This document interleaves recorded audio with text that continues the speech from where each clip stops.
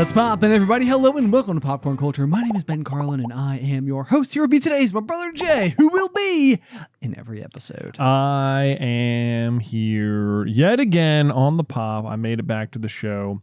It's been a good week, Ben. It's been a really busy day. I'll tell you what, this is the fourth show we are recording on this day. On one day? In one day. Yeah, we've done it again, people. We've overbooked ourselves, and now we're in a situation where we're trying to use every available minute as effectively as we can. Which, I mean, the real thing here is that, like, the amount of like productivity you can create will fit the box that you provide it with.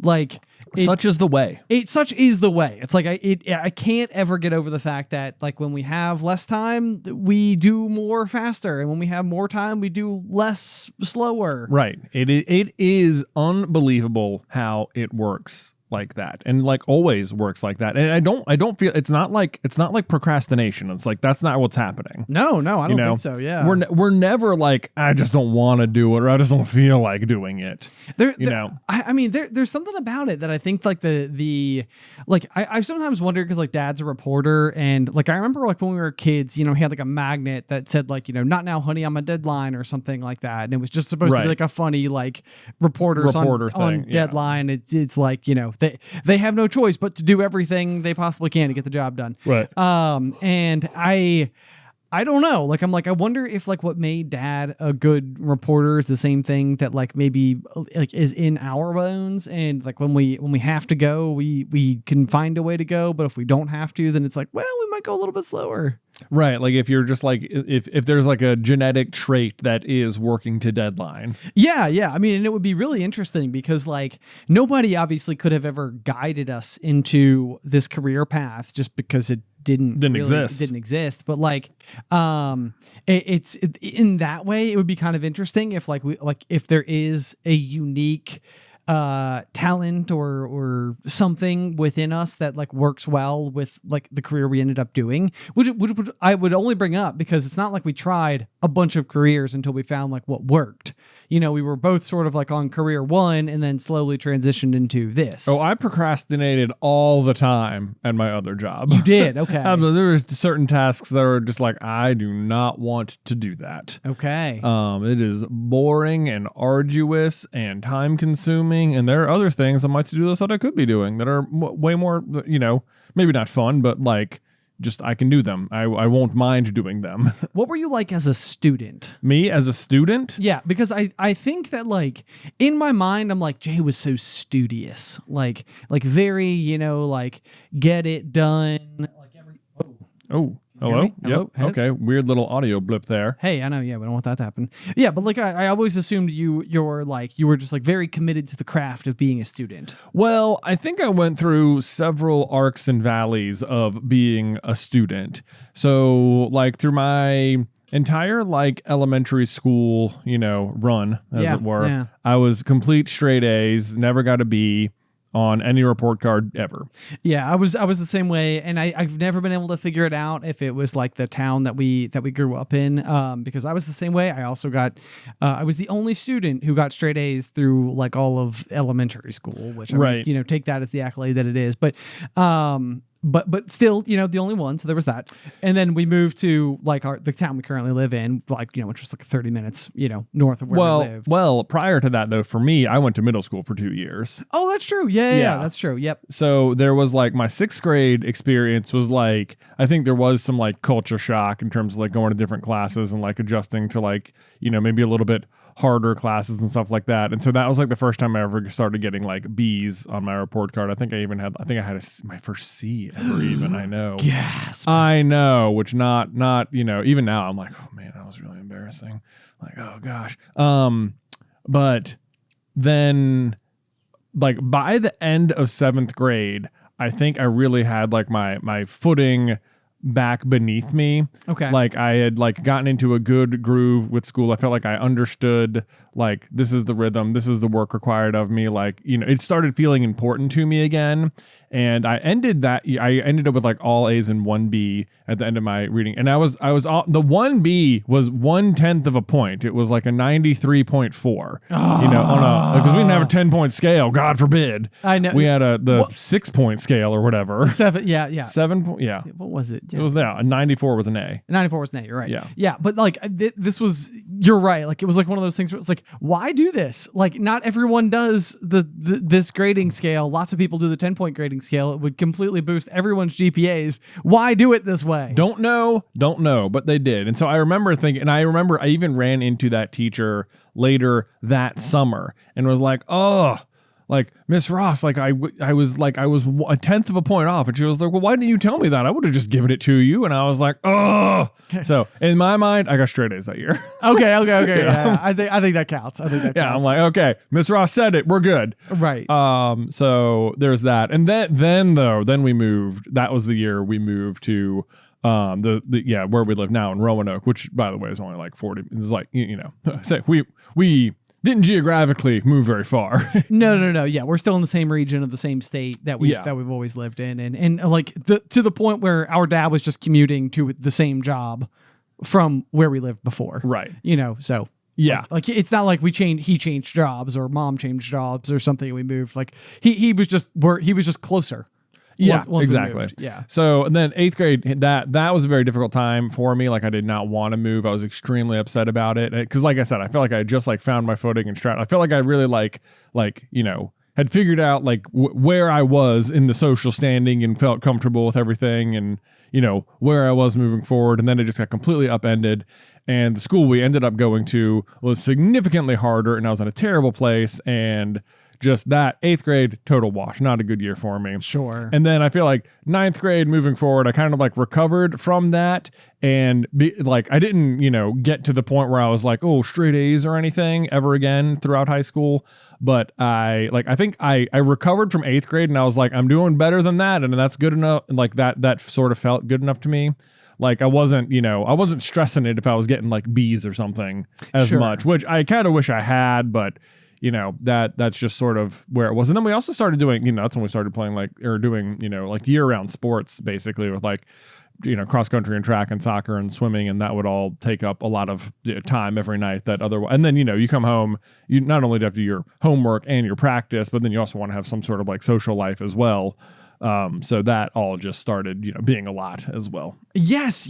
I mean, it's oddly reminiscent, I feel like, of being a parent to a young child too, though. Like, because there is this big, like when you're in high school, you know, you get up early in the morning, you go to school until, you know, 3 o'clock in the afternoon. You've got practice until, you know, 5:30, which is realistically 6. You get home, you know, you have dinner, you do your homework, and then you attempt to squeeze in some amount of like social time before the evening's out, but also you're just exhausted. Yeah. You know, and I think it's a lot of the same way, you know, it's like you've got like the small children. So a lot of times, like once they go down at the end of the night, like for bed, even if it's as early as like 7:30 or 8 o'clock, it's like, for one, you got to be up early the next day for work. And 2, like you're tired from the whole day. And 3, you can't go anywhere because like now they're, you know, asleep. So it's like you're kind of house locked. Yeah. So now I'm looking back, I'm trying to think about college, and it kind of is like, I want to say like my first, like, I want to say my first, like when my first year of college was actually at Radford, was like, I want to say that was really good grades. Like that wasn't an issue.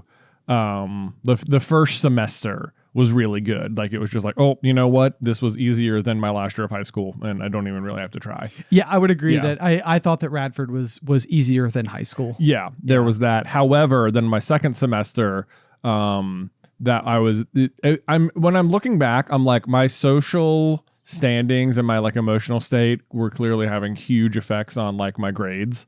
Like if it was good, that was like it feels like there's a translation. That was, you know, that was when like me and Beth were having a bunch of like, you know, early long distance troubles and stuff. And then also like the Virginia Tech shootings happened that semester. Yeah. And that I mean, I think, you know, that tanked a ton of people's grades overall, because that was happening like around exam times and stuff. And I mean, you know, from where you are, you know, on Radford's campus, you were like 23 minutes away from Virginia Tech's campus. You're super close to it, and you just know so many people there because, you know, you went to high school with so many people. Yes. And that's, you know, you're still pretty fresh out of that. So that was, the tough. And then I moved to Tech, and then it was like a similar move. It was like, oh, this is harder than the other school, obviously. Yeah, that makes sense. But it was like, I think that then it was just sort of back to kind of how my grades usually were. If it was like one of my major classes, I would definitely like try a lot harder in those and focus more on like those classes.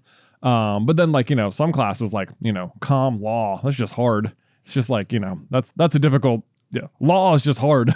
Law is very hard. Yeah, I took a business law class. In fact, it was the one that where I first saw like Alice from like across the room. Yeah. And I ultimately like tried to shoot her a message. You know, because I had seen her across the way, and then like 7 years later, she finally wrote back. But you know but you're right. Yeah, that's like one of those classes where it's just like, whew, it's like you just gotta know. You know, it's like, and it's complex and it's nitty and gritty and detail oriented, and that's a tricky one. But I was the same way too. Like when I got into college, I think especially once I got like into the higher tiers and we were like starting to like build on foundational knowledge, it's like the things that you're dealing with are like a lot harder, but for whatever reason I was able to grasp those things so much more. It's like because you're like in this like 404 class, it's like you take it really seriously, and it's like and because it's built on all the bricks that were laid before it, I feel like there is a confidence. There's a familiarity like with this, like the subject matter. Yeah, absolutely. Like, you know, and that helps. Whereas like in like a 101 class, it's like if you're going into, you know, anthropology 101 and you haven't learned any of it at all, and you don't really even know what anthropology is on day one, it's kind of like, what am I doing here? Right. What's going on? Who are you? Which department are you in? Like, I don't recognize you from the hallways. Like, yeah, you know, it's like this is I'm like not usually on this side of campus. I'll tell you that. You know? Yes. I had to pull the map back out as a senior to find my way to this classroom. Yes. Right. Yes, but got there in the end though. But yeah, no, I mean, I don't know. That's you're someone who I just basically perceive as responsible. Well, I mean, to that end, I didn't skip class ever in college. Well, that's good. You know, that's good. like I wasn't like, you know, and to that end, I felt like it wasn't. I didn't, you know, I never like just didn't turn in homework. I didn't always do the best at it or anything, you know.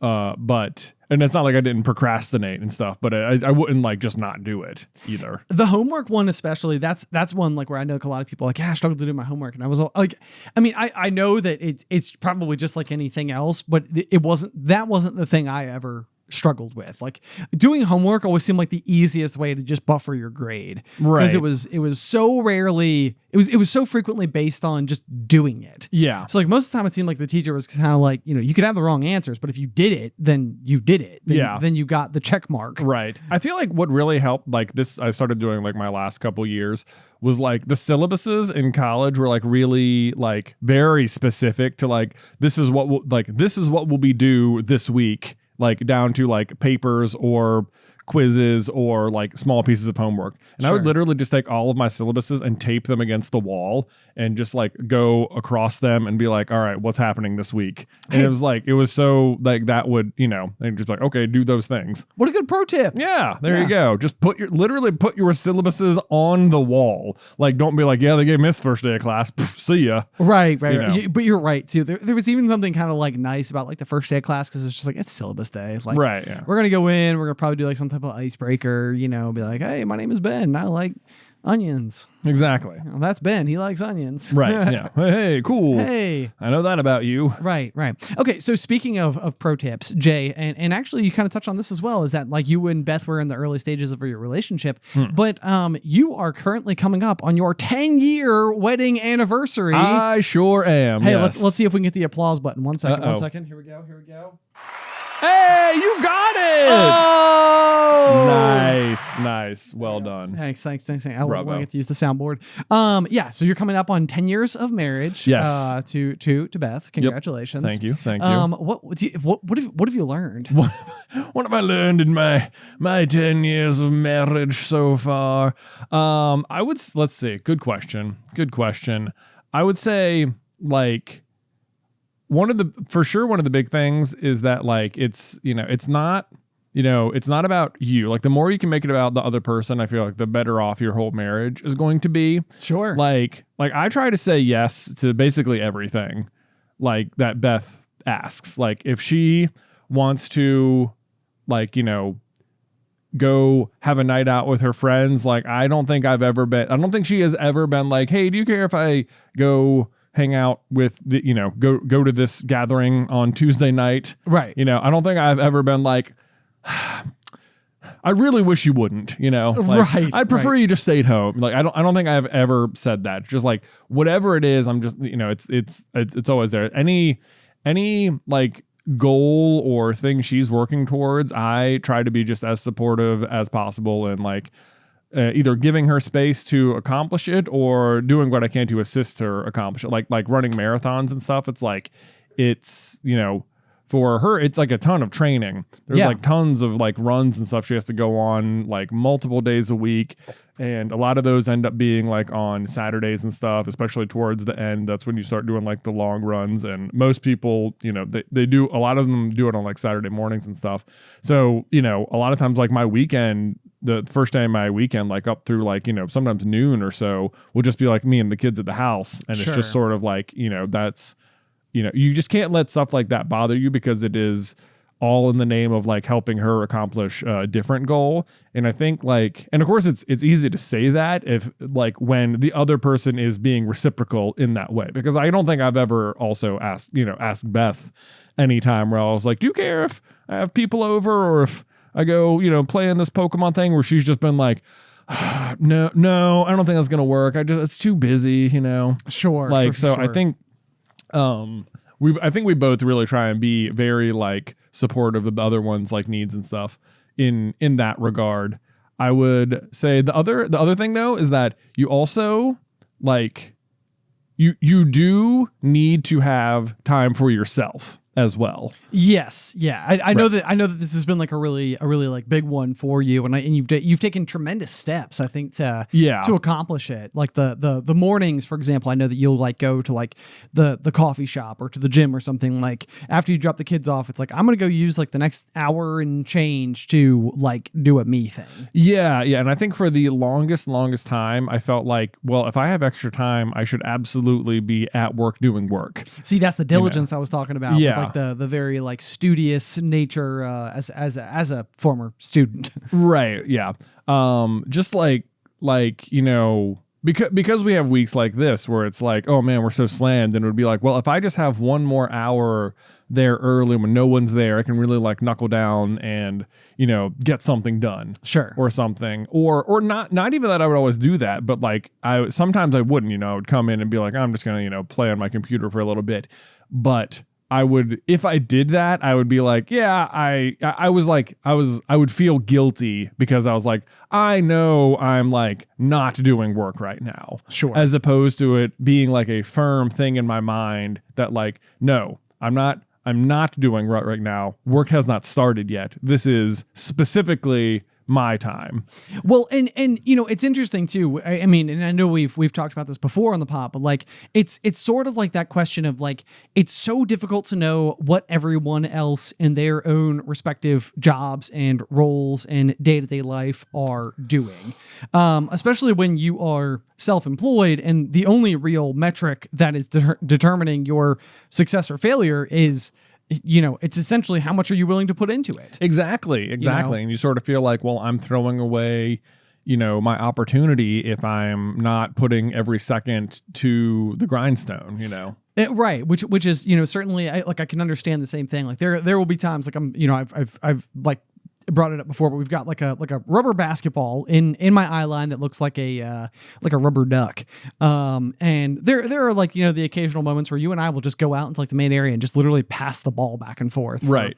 15 minutes. Right. And sometimes I'm like, well, we always say we're so busy, but we also spent 15 minutes passing a ball back and forth. But I also think there's something to be said for the fact that it would be utterly unsustainable to go as hard as we are going for 8 consecutive hours. Like, I would suspect that most people doing work are finding themselves like either procrastinating, either just kind of taking like a stalled break, or even just simply being bored instead of working. Oh, I know. Like, if you're at work for 40 hours a week, like how many hours of that time are you working, Which, it's a very difficult question to kind of know the answer to in like a broad spectrum kind of way. Like, you can go and chat with your buddies who like work different kinds of jobs and ask them, like, what is your day to day like? And like sometimes it sounds like you're like, wow, I could never do that. Like that sounds so hard. And then other times it's like, well, that actually sounds like okay. Right. Like not too bad. I could handle that.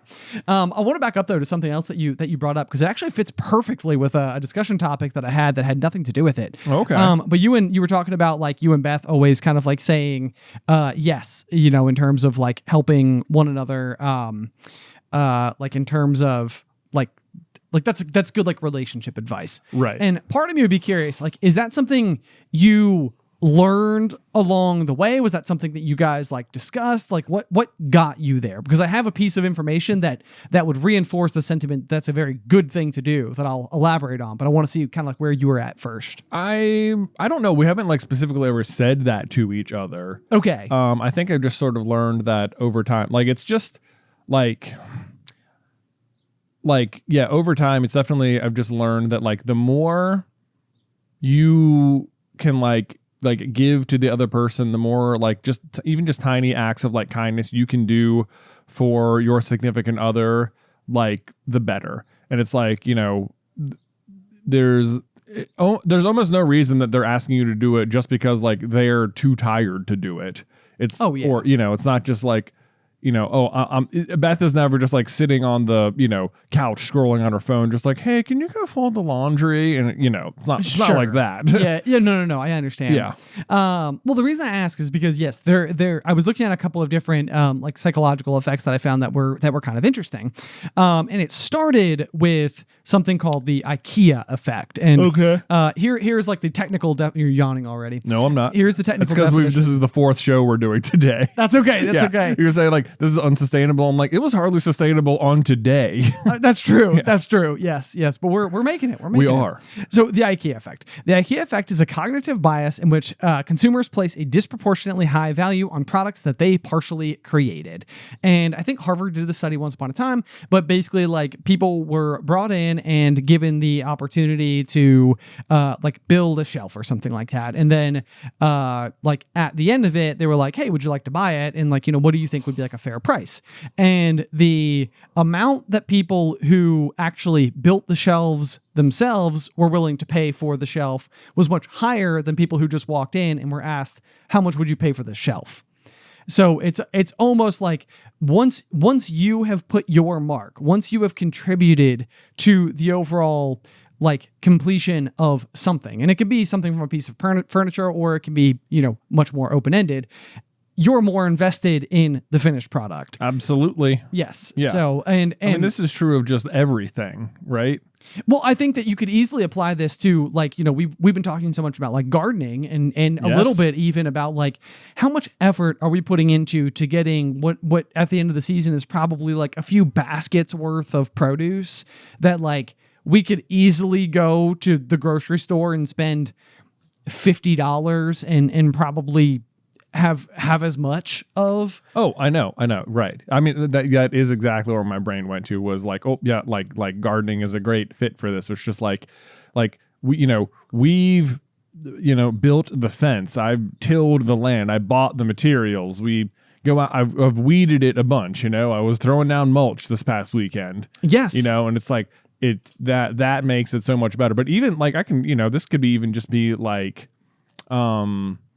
like I can even think about like Pokemon cards like this, where it's like it's one thing to go online and look at like what deck just won the most recent regional tournament and just like build that exact deck. Sure. And you can go and you can practice, you can get good with it. That's fine. But it's like, it will never feel as good as if you just built the deck from scratch, which there's this, I feel like sometimes what I get frustrated with like games like that are like trading card games or like Diablo or something, sure, is the fact that it's like the information is almost like too free or something. Yes, like the most optimal thing you can do is information that has been like boiled down. Right. It's been distilled into a concrete answer. Right. It's like the way the information flows so freely makes it like so less appealing to discover it for yourself, because you can just like, you can just go online, and it's like, especially if it's something you're just doing casually, like, I'm not, out there trying to like break new ground on Diablo 4 or something. Sure. I've got like maybe 2 hours a week where I could like sit there and actually play it. So, if I want to use that time, what feels like the most optimally, it's like, yeah, I'll just, why would I waste time just building a bunch of stuff that like isn't going to end up working or anything? But so, you can just look up, I want to do this kind of character, and boom, here's 10 different stat sheets that say you can build it these ways. They'll all work. Try and hunt down this gear, try and get these things, and there you go. You'll be set. Yeah. Whereas like that's fine, but it's like on the flip side, like we're playing on our gaming hangout once a month with Dola, Diablo 2. Yes. And she is not doing this. They're not looking up like optimum builds, and her and her husband are playing. And what they're doing is just going through the game, and they're trying to like find characters whose abilities complement each other. And every time they find a really good synergy, they're just like having a blast, suddenly like using that combination to go through the new levels that they can now accomplish. Yes. And exactly. she's just like, it's like, we're having so much fun. We're just like laughing on the couch. It's just like, it's so great when we find the right combination. Just like, yeah, that's exactly it. That's exactly it. I think like that is why sometimes what's so alluring to me about like a brand new game or something, where it's like stuff hasn't been figured out yet, because it just feels so free to just try it. But once it's been out there for like 2 or 3 years, it's like people kind of know. Right. Like it's the meta is there. It's not like it's impossible to break it or anything, but it's like it becomes really, really difficult. I'd be curious about this as well. Like if sports, when they're like kind of gaining popularity a little bit, like I'm thinking about your triathlon at one point in time where like on some level, if you were presented with the idea of you were going to go and do an event that is swim, bike, run, it's like basically you're compounding 3 major endurance related sports, and you have to participate in all of them inside of like one day. On day one, when the people are sitting around the campfire being like, that'd be a fun challenge. Why don't we give that a go? It's like just simply being able to do all 3 sports, challenge enough. And then maybe it's kind of like, okay, like more people are kind of like, all right, I want in on that. Like I could be down to partake. And so it's like, then you've got like some more people going on, and then it's getting like a little bit more competitive. And then at some point in time, somebody's like, okay, I've realized if you start taking your wetsuit off the second you get out of the water, then by the time you get to your bike, you're already stripped down. You can just hop right on your bike and go. I've optimized that part of the equation. Right. And then from there, you start to have more and more and more and more. It's like, you know what? I just wear my running shorts underneath my swimsuit, ride my bike in my running shorts, so that eventually when it comes to the run, I'm just running in those. I don't have to do anything. Exactly. Yeah. And you're starting to realize like, okay, like, and I bet at first when you're making those like little like, oh, like things are clicking, it's like, dude, that improved my time. Like that's very satisfying. Right. It feels really good. But then once you like show up to something that's so well established, these almost feel like the baseline standard. It's like the drive-through window. Yes. So and I've given this example before, but it's the order winner versus the order qualifier. So let's say you've got two different hamburger companies, across the street from each other, and they both just serve, for all intents and purposes, a fast food burger. You walk in, you order at the counter, they give it to you on a tray, boom, bam, you go sit down, you eat your burger, and you leave. It all happens rather quick, and it's nice and unhealthy and perfect in all the ways that we like fast food to be. And then, guy across the street throws on a window and is like, hey, you don't have to get out of your car. It's like, you can just come right on around. Right. It's sort of like all of a sudden, everybody who used to just go in and decide that day between this joint or that joint is like, well, this one, I don't even have to get out of my car. I can just go right around the window. Right. All of a sudden, it starts to win the business. It's novelty. And then at some point in time, it's kind of like, if you put the guy across the street who doesn't have the drive-through window out of business, then in order to compete at all, you must have a drive-through. It used to be an order winner. It used to make it unique, but now it's an order qualifier. If you want to play the game, you got to do it. Right. And yeah, you're right. Like that's something that I think that can really start to come in and maybe like start to even if you're having a good time, because like what you're ultimately doing is like succeeding, it can feel a little bit less like you get to own the success. It's like you read the book on all of the order qualifiers. Right. But I mean, like even going the act of like reading the book can be like helpful, because sometimes you're right. Yes, right. absolutely. But like net decking or something is what they call it when you just look up your deck online, sure, or whatever. It just feels a little like, okay, I did, but like, did I come up with it or whatever? Like, I'm playing, Pokemon Pocket on my phone right now. Sure. And like the deck I'm currently using, it is, sure enough, I just, I net decked it because whatever. I was like, what's the best one? What's the best one? What if I just go in there and just do that, see if I can climb the ranks real quick? And it just wrecks people. Yeah. It's just like why wouldn't you? If all you want to do is win, just do that. Just do it. It's just like, I think my current record with it is like 28-4 or something. Sure. It's just like, yeah, it's just good. But it's not nearly as fun as like the deck I was using in the last season, where I just built it at a scratch and I didn't see anyone else run my cards. And it was just like, every time it worked, which was still pretty frequent, it was just like, yep, you didn't see that coming. And you could play the game based on no one knows what's about to happen. Right. Whereas like the one I'm running right now, I've won a bunch, but there's mirror matches all the time because everyone's done the same thing. Yeah. Everyone's like, oh, yep, I'm playing against the mirror match. And, you have to maybe learn the nuances of that. But like, now it's not like I can sit there and rely on the fact that, they're gonna make this a bad play because they don't understand what I'm about to do. Right. And I know they don't know, and I can actually use that against them. Okay. As opposed to like, well, they know exactly what I'm gonna do, so they can play around it. Sure. Yeah. And anyway, that's all. Okay. Go ahead though. Well, no. So yeah, because I even have more still, because so what I basically presented to you was the IKEA effect, which is basically this cognitive bias where you have a higher value on the products that you were somehow involved with, which I think you and I both clearly can clear as day find the example.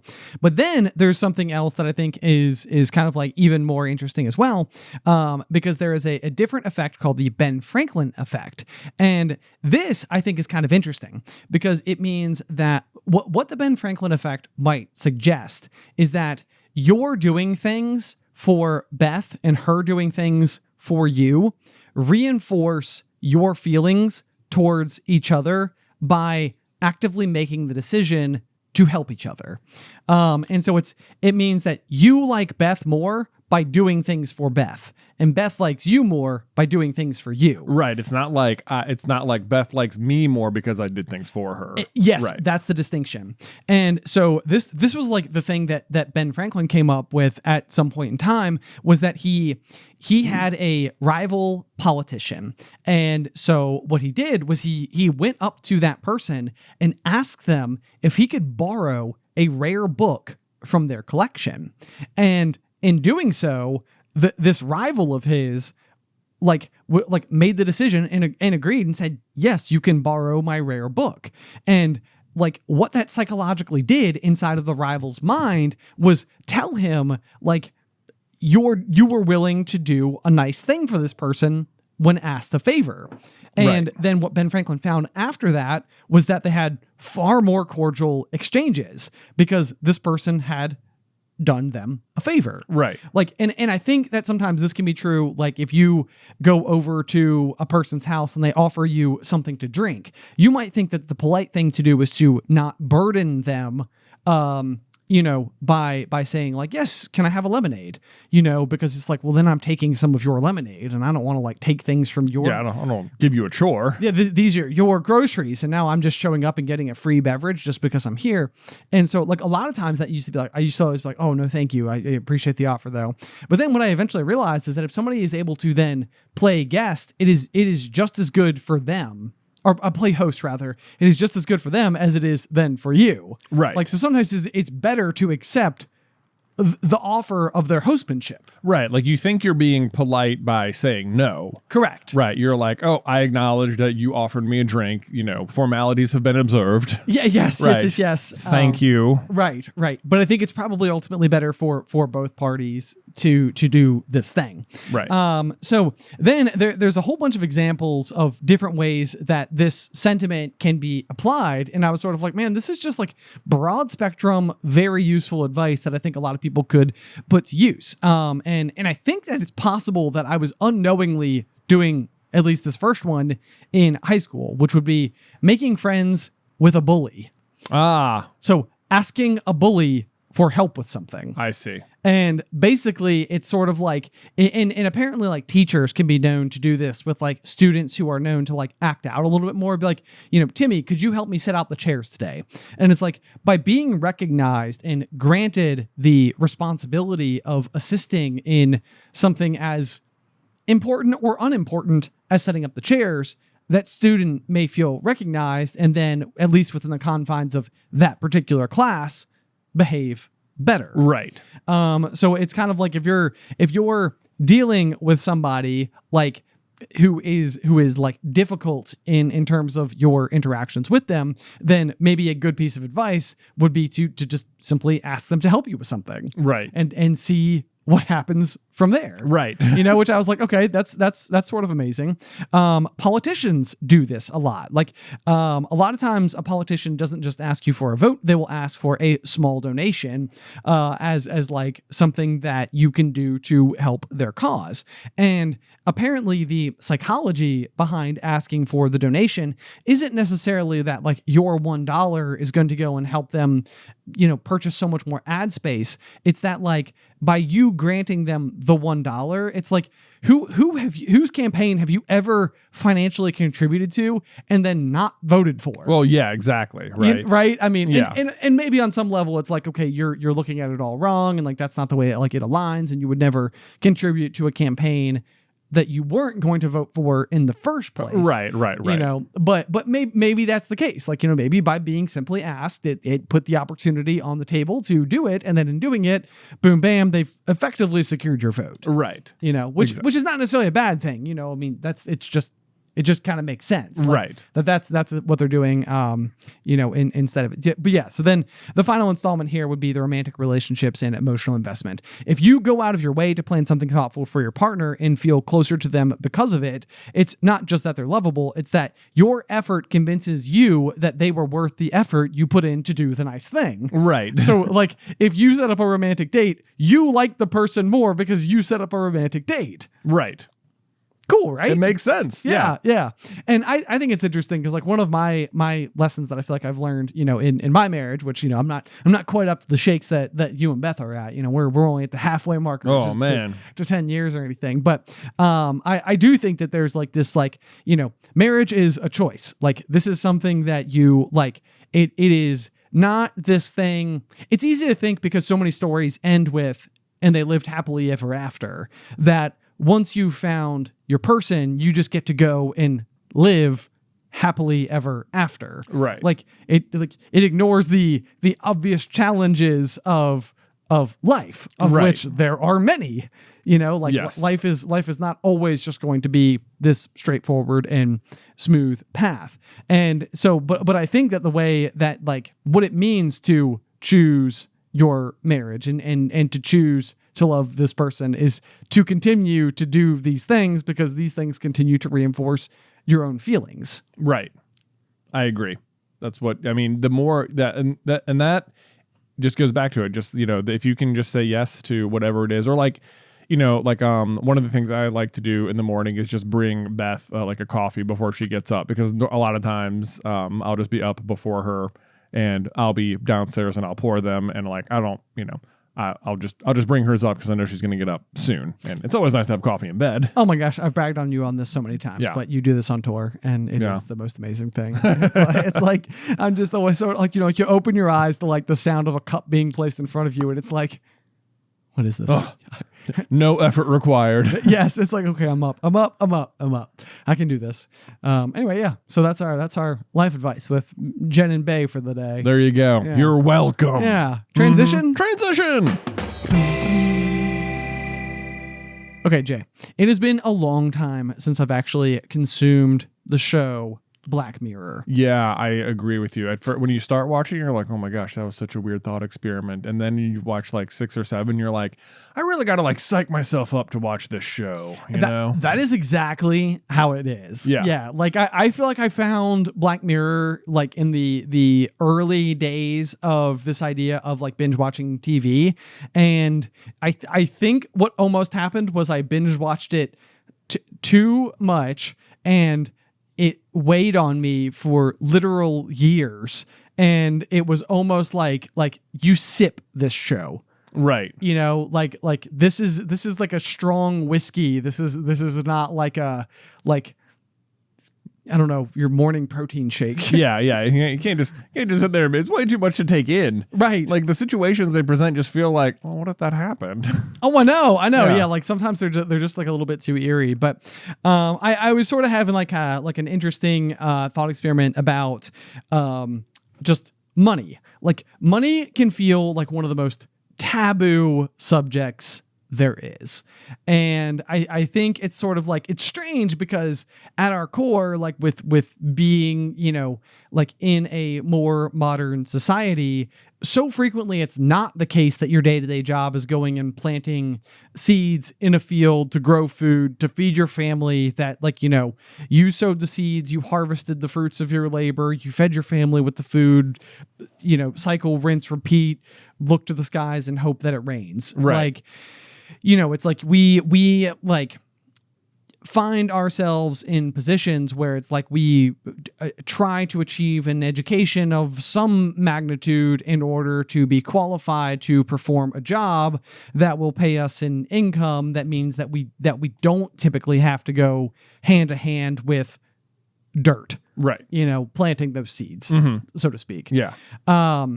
So it's like it's a big focus for all of us. It's what retirement hinges on. It's what you're sometimes probably even what your general sense of safety can revolve around. So the question is, what if there was just like the number? And this, I mean, it feels like a Black Mirror episode. For all I know, it just is a Black Mirror episode. But there's a number above your head that tells everybody your whole net worth. Right. So you walk around and your net worth is just bobbing above your head. It's like, I personally think it could be super interesting right away, because I think that something that many of us just can't resist doing is finding ways to make it appear as though we are affluent, wearing nice clothes, driving nice cars, living in a specific zip code. Like, there is like the flex culture of it all. Like, right. Sort of like, look what I've been able to accomplish. I can go to one of those fancy over the water cabanas with the thatched roof, and you can jump right out into the ocean, and yeah, right. That not that 0% of the reason that people do that particular vacation in the Maldives is because it's an extraordinary experience and probably one that is, on some measure once in a lifetime, but also the Instagram photo makes you look pretty dang baller. Well, that's true. It does. It looks like, you're doing okay for yourself. Right. Yeah. But what happens to the number above your head when you do those types of activities? Oh, do you mean like it goes down? It goes down. Right. So then what does it do to those behaviors? Like, would you like not, you mean like, would you just not do them?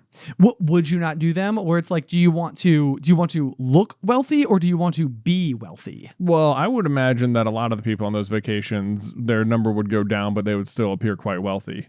Well, I mean, I think that there's probably something to be said for that. Yeah. I don't think most people on those vacations just spent everything they had on it. Okay. Well, how about like a fancy pair of shoes then? Okay. Okay. I mean, it's such a tricky question because it's like you're trying to answer it within the context of the real, like I feel like it's hard to think about this in the context of the real world, because if everyone could constantly see everyone's number all the time, I feel like that might change the way you felt about how you spent money all the time.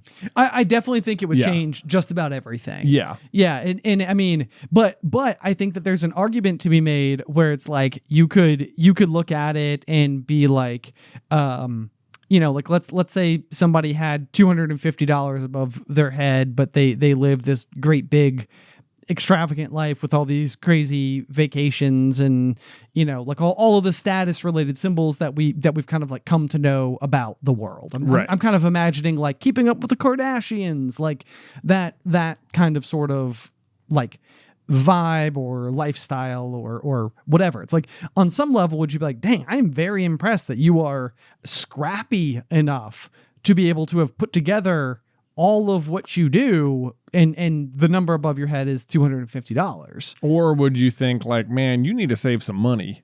Or would you think that? Yeah. Yes. Right. Exactly. Like, would you still envy any of those types of things the same way?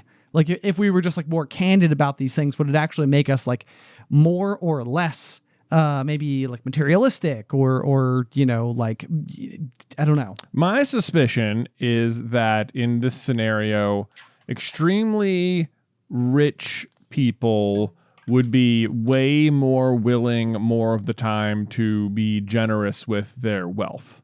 Yeah. Okay. Because people could see just how much more money they had than they needed. Sure. At all times, because like the flip, like, I mean, I think that would be a big effect, because it would almost be like right now, it's impolite a lot of times to even just ask like, how much money do you make? Like, what's your net worth? Like, that would be, sure. That's generally considered like rude or whatever.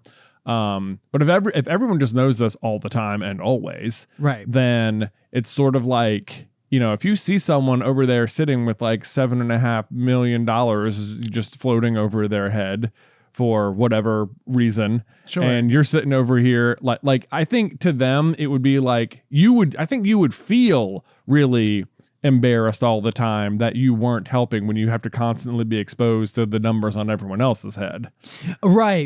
Yes. I mean, and that's a very good point, because like, especially if you walk into a room and your number's the biggest by 3 zeros, right? Then, and like there's just anybody who needs help at all. It's kind of like, well, like everybody kind of knows that I've got more than enough, I imagine there would be something to that. I also imagine it would be really difficult if you had like a really large number to ever know if people were being genuine with you.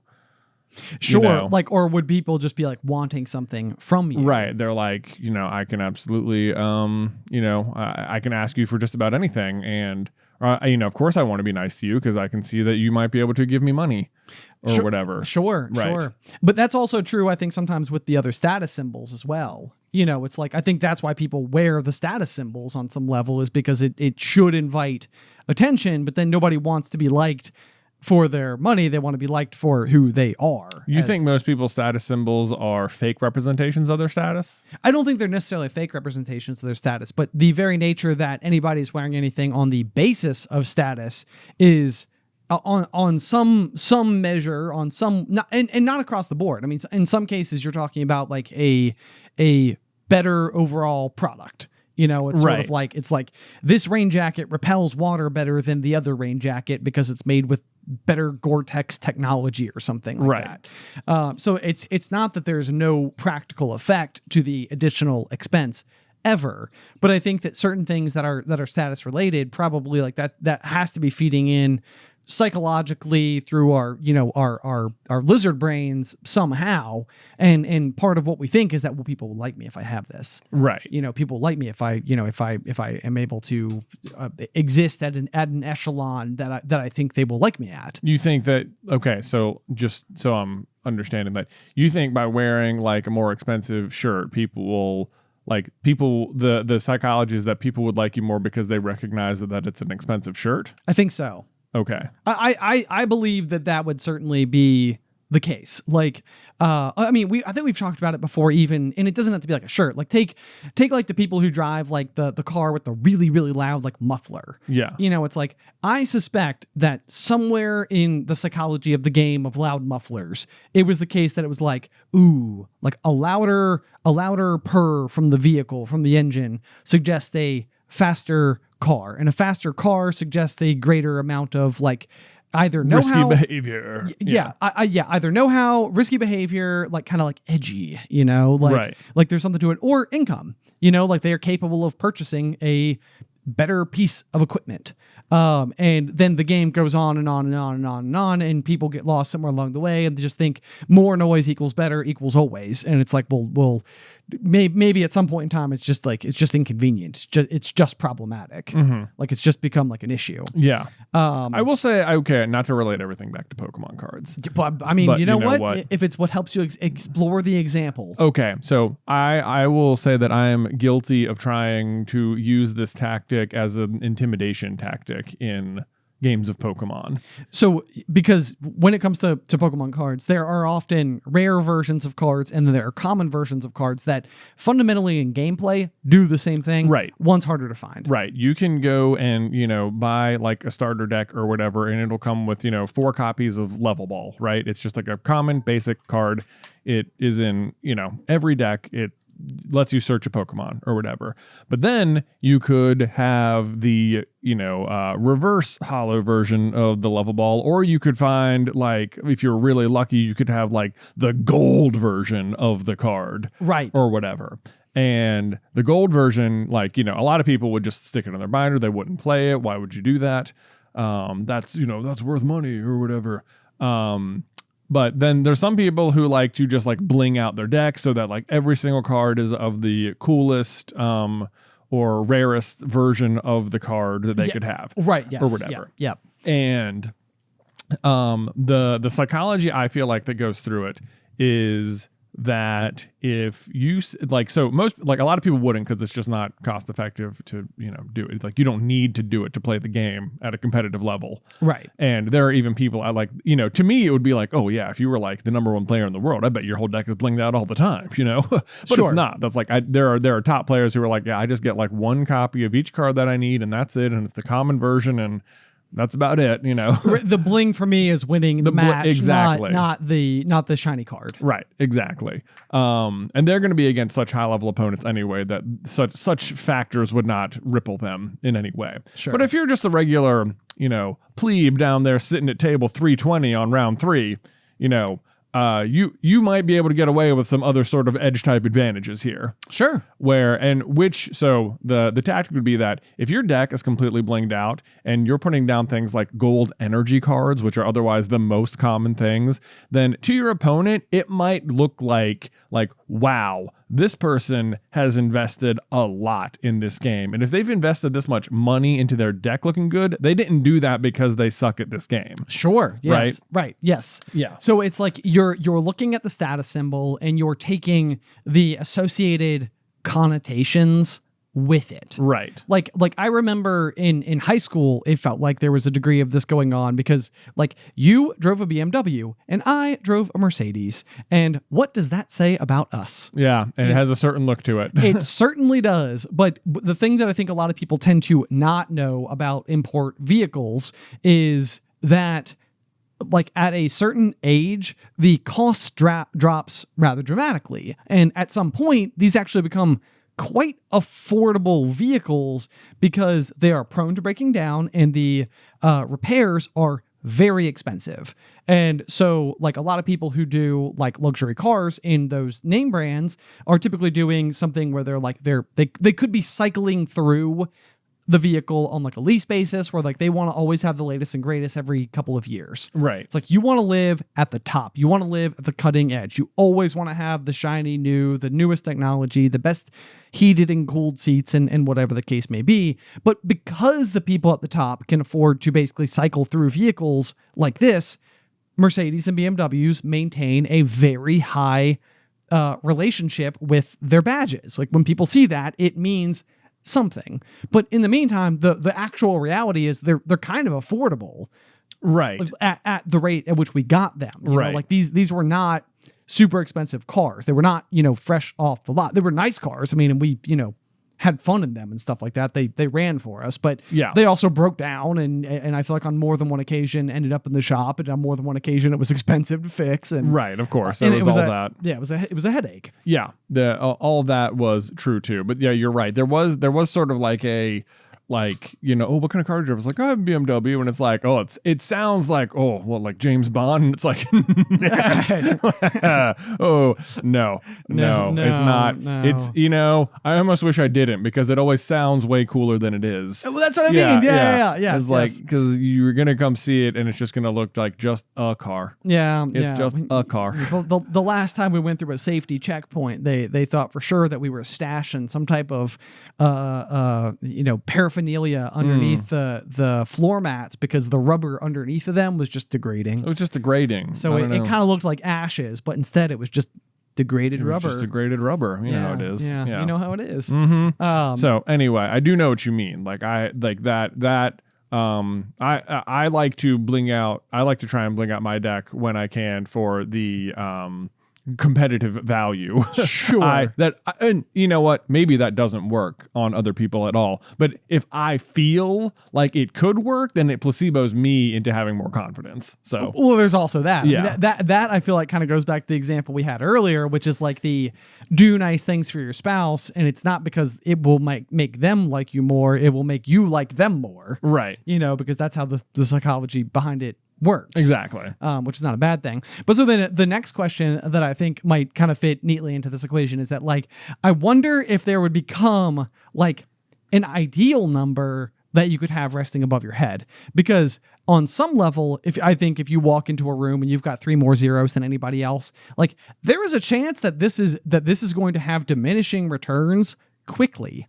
Like it might become problematic that you have like accumulated so much. Right. Like people don't want to see that many zeros. Like maybe it stops being a status symbol at some point and just seems like excess. Like I think I made a joke in a video we made on Super Carlin Brothers that like a well-seasoned steak is not made better by adding more seasoning to it. Right. Like at some point in time, the right amount of seasoning was the correct amount of seasoning. More is not inherently better. Right.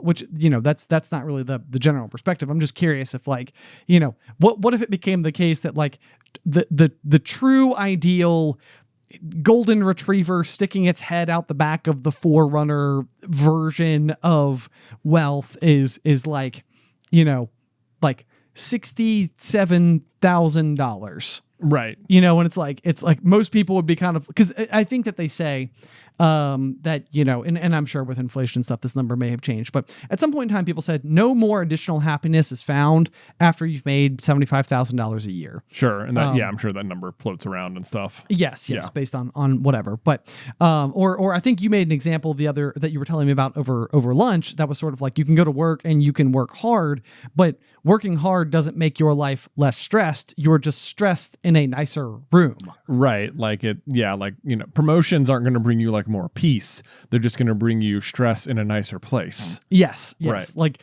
the phrase more money, more problems feels like cliche to bring up, but like even as somebody who enjoys like things like my boat, it's like I am now aware of the fact that like every time the temperature drops below 32 degrees, I'm actively worried that one of my pipes is going to burst because my boat sits outside. Right. And it's like, if I had like 7 boats, it might be fun to have a boat for every single possible occasion you could possibly ever think of.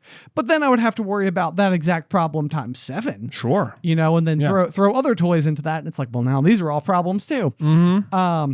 So, it's like that would be like an interesting question where it would almost be like, would it ever become the case if these numbers are floating above your head and you're trying to figure out like, what is the thing you want to see in the person, like what does that ultimately become? That would even be kind of interesting, because I do think that you're right. I think that there would be a greater degree of generosity if people just could walk around and see what's up above your head, and right, it's like, hey man, there's like these people could use some help, and you've got it. Yeah, you got it right there, man. Right. Yeah, I can definitely see that. I can also see a situation where there's like a bunch of then people who do have a lot of wealth just like really seclude themselves away to like, because they're greedy and they don't want to face like the judgment. You don't want to face the judgment, but then even that is kind of like it's its own kind of telling, though, isn't it? Yeah, I mean it is. So if this is like doing your net worth, though, would most people not like, if you have like a mortgage, is your net worth not going to be just like in the negative for a long time? Oh, it certainly could be. Yeah. Yeah. Like, this is like you're walking around and just like, oh, you got a big old negative number up there. Like, if you see anyone in the green, oh, that's like, whoa. Well, maybe that becomes its own thing. Right. Yeah.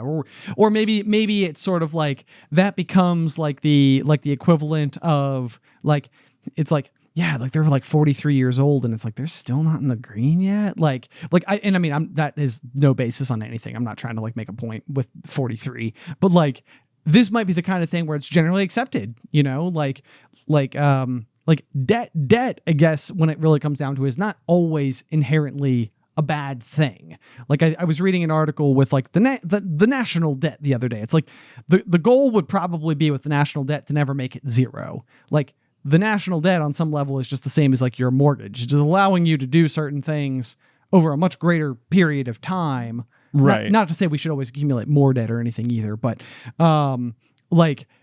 sometimes it makes sense. So maybe at that point in time, it's sort of like, at what point in time do you break through? Or does that become like an accolade that like someone you're dating might tell their parents? It's like, yeah, they're 24 and they're in the green. Right. Like, it's like, whoa. Do you imagine if you have like an extremely negative number, like you're going up to get a Starbucks and the guy's like, sure about that? You sure about that?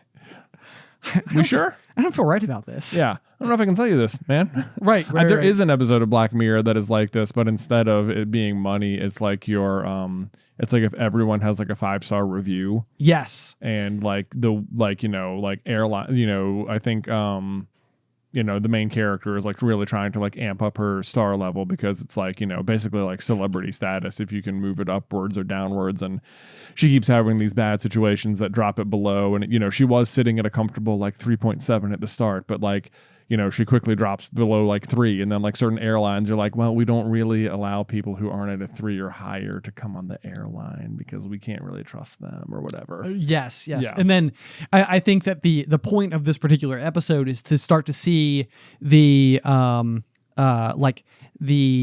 it's like a rich get richer situation. Rich get richer, poor get poorer, exactly. Because it's kind of like all of a sudden, if you keep being denied access to everything, then your life becomes... How are you supposed to move up? How are you supposed to move up? Your life becomes a lot more frustrating. You keep being like, not permitted access to opportunities. And because of that, like, it's sort of like you as a person are like, you're closer to you might live more like a more ongoing frustrated way. Yeah. Like, it's like it's harder to feel like that sense of like safety or calm or something, because you can't rely on this thing to give you access. It's a great working analogy. Yeah. And that, I think that probably was the exact episode that I was thinking of when I was thinking about this particular concept. So let me throw one last caveat into it before we close out today's episode. Do you think then, let's say there's a number above your head, and it doesn't mean you're in the negative, but it's just the number above your head that is in red is just your net worth. So like, it can be whatever that amount of money is accumulated to. Below that in green is how generous you've been. Oh.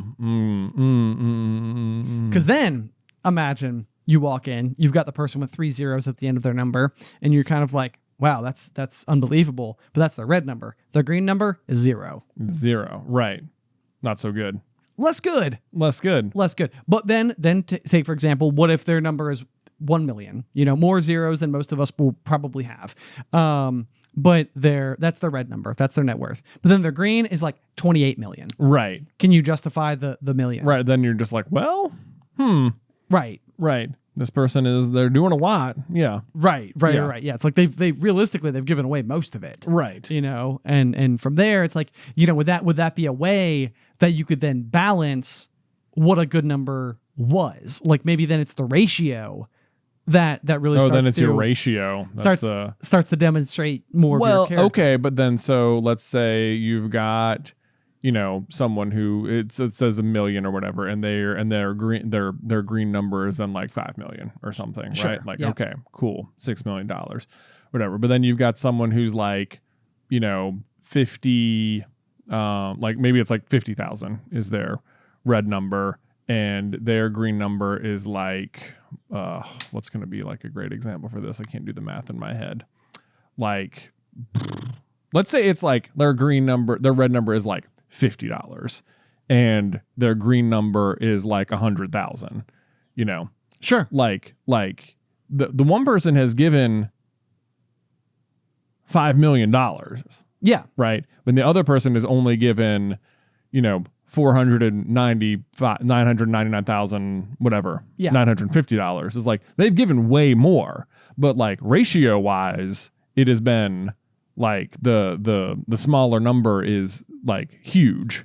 Well, I see what you're saying where it's kind of like this is somebody who like has given a much better ratio relative to their net worth. I think that it would speak very quickly to the kind of people you might be dealing with altogether. Like from a giving standpoint, the person who has $50 and they've given almost $500,000, it's like, to me, that would demonstrate somebody who has a very specific goal in life, which is pretty much just to give back everything they have. Right. Because that for all intents and purposes, that's the best argument you could make. Right. Is that's who they are as a person. I want to say there is like a parable in the Bible about this exact situation, wherein there's like some king or something who is, doesn't want to like pay taxes, or he says, I've given, he pays a ton of taxes and he still is very wealthy or whatever. Sure. And then there's some like beggar woman who gives Jesus like, the only 2 pennies she has. And he says like, I tell you, she has given me more than you have ever given me or whatever. Right. Something like, I think that's the gist of it. And I understand, like this is somebody who didn't have a lot to give, but still had the generosity of spirit to do the best they could. Right. And it's sort of like that is much, much, much more telling. And I would say that the disparity between the parable, which absolutely makes sense to me, and then the example that we presented where it's like maybe you've given $500,000 and your net worth is 50, is I think that at some point in time, that kind of ratio would speak to the kind of person that you might have. Like out here in the real world, we know people who are frugal, like who are very specific about the way that they want to like live their life, what their priorities are. And I think on some level that can represent your values and like what's important to you. And like at some point it might start to like illustrate your character in a way that just like, it's the example working the way that maybe I hoped it could. Well, okay. So the other thing that changes it, I feel like, is the public facing nature of it, because if you're, if you know that it's going to say $50, but you've given $500,000, that might be opening doors for you anyway. It could. Like there's like that aspect. Like, okay, so there's a really funny episode, which is to say all of them, of Curb Your Enthusiasm. I knew it was going to be Curb Your Enthusiasm. You did? Like the second you started, I was like, I knew it. Oh my God. Okay. So here's what happens is that Larry and his forever rival, Ted Danson, are both at this, event for, I want to say it's like they're opening a new wing of a hospital or something like that, right? And they have both given just, horrendous sums of money to the hospital, and there's like a big wall listing all the donors or whatever. No. And Ted Danson's name comes before. No, this is the thing, is that Larry's name is up there and he's given like $2 million or something. And Ted has donated anonymously for $10 million or something, like some really big number. Okay. Right. But he donated it anonymously, but everyone knows it was him. I see. And so Larry is all upset and he's like, you didn't do it anonymously. Like, it's not, you're getting credit for doing the anonymous donation, but it's not anonymous because everyone knows. Right. And it's like, and Ted's trying to play it off like, nah, I don't care about any of that. I just care about the hospital. It's like, then why don't you just give it to? Why don't you put your name on it? And it's like, because I don't want people to know. It's like, but everyone knows. You're telling everybody, you know? Right. Yes. It's like, so it's like they're at this party and it's just like, Larry's on to Ted, you know? Sure. But he's also complaining that he donated money, right, under false pretense or whatever. I mean, I understand the dilemma and the way that would play well for a sitcom, but I also think that my take on it would be like, ultimately, like, the net good is the net good, you know, like, that's what we want. We want the hospital to thrive, and anything else is vanity, you know. It's like that's but see, Larry would say it's all vanity. It's all like, so he wants to have his name on the wall, and like, that's like the badge of honor. Like there are some things money can't buy, but sometimes what the thing money can buy is your name on the wall. Right. And it's worth a lot because it's an exclusive club. It's an exclusive opportunity to showcase what you are capable of, even if all of it is a piece of bronze with your name. Right. But it appears even more generous to have not cared about it. It seems even more generous to have not cared about having your name on the wall.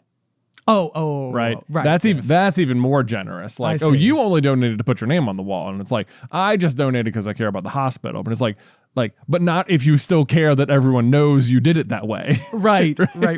Yes. I was like, so with our other example, it's like, I donated all my money. Where it's like, because you know everyone can see that you're doing it. Because yes. But okay. So here's the other thing too, is that, like, for me, like, and I think I brought this up before as well in the past, like, the idea of being able to, like, retire someday is like something that I think the older I get, like, I would be very hopeful towards. Like, that's a goal that, like, it would be important to me, and so it's like something I put priority and you know, like, resources into making sure happens eventually. But I also think that there could be two completely different arguments. Some people might be like, it is way more important to, like, use the money while you're, like, youthful, you know, like, and have the opportunity to soak in the marrow of life, so to speak, you know. And it's like, so it could be the kind of thing where, like, excessive net worth, if you're never really doing much with it, you know, you're not, like, you don't have that zest for life, that could be its own sort of, like, well, like, like, why, you know, like, what's it for? Right. You know? Yeah. It's like, on some level, saving for the future is the responsible thing, but I think you could theoretically cross a line where it's like, you know, but is it preventing you from living now because you want to live when you're 65? Right. You know, and it's like, it's all a balancing act. So I think that there's a world where it's like, you could have a lower number, but maybe that comes with a more fun lifestyle. And it doesn't necessarily mean a reckless lifestyle. Right. And I do think that we've used very, for the purposes of the conversation, we've tried to use examples that are more blatant, right, in nature, like that are more, like, aggressive. But I think that the actual nature of it would, like, it, you could learn a lot about people, I think, based on what these numbers indicated. And even to some people, if something was bad, to other people, it might be good. Right. You know? Yeah, like there's like a code to reading the numbers. There's a code to reading the numbers because, like, let's say you're the 50 person net worth, 500,000 in donation thing. Like, that's a very specific life partner. Right. You know, like that's probably not the person who's going to want to go to wine country with you. Not that everybody needs to go to wine country, but some people might want to. Right. You know, but I suspect that person's not that person. Right. Maybe not. You know, so I think that you could learn a thing or two based on what those numbers were, and maybe, like, what it meant for how these people, you know, coalesced. Right. Right. And then it's like, at the end of it, it's just like, it doesn't make, if you live in this world, does that make every single thing about money all of the time? And that's a fair question as well. You're right. Like, cause then all of a sudden it's like the numbers become the medium, you know, versus other things that might matter more. Just like, you know, character. Right. Exactly. Trustworthiness. Right. Humor, you know, like, yeah.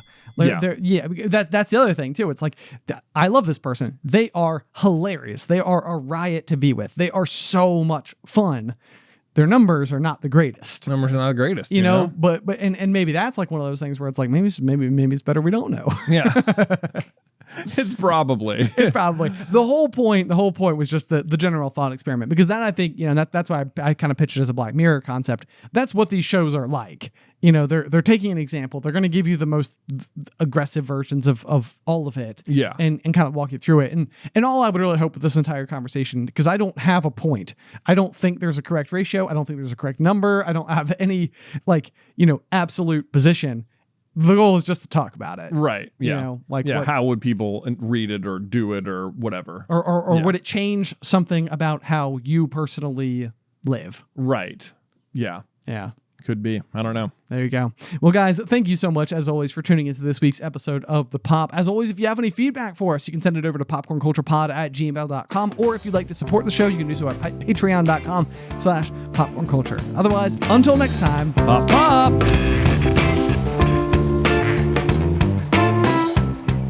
Today's episode was edited by Isybelle Christley. Vaishon Brandon does our art. Catherine Stein is our production manager, and the show is hosted by me and Jonathan Carlin.